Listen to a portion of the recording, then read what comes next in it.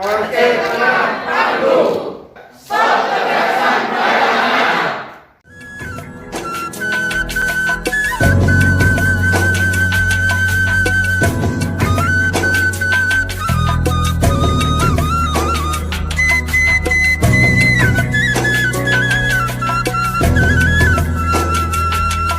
Hari ini Sabtu, tanggal 21 Agustus tahun 2021, saya Bupati Aceh Tengah bersama Saudara Bakar mengukuhkan kepengurusan forum anak Tanah periode 2021-2023. Semoga dapat bekerja dan penuh semangat dan ikhlas dalam melakukan forum anak Tanah di Kabupaten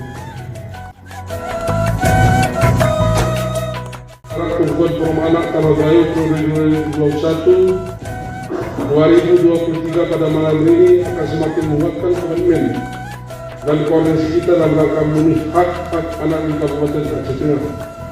Selamat kepada para penerima penghargaan dari Bapak Gubernur bagi para inisiator dari instansi, kampung, sekolah, puskesmas, masjid, dan pesantren di Kabupaten Aceh Tengah.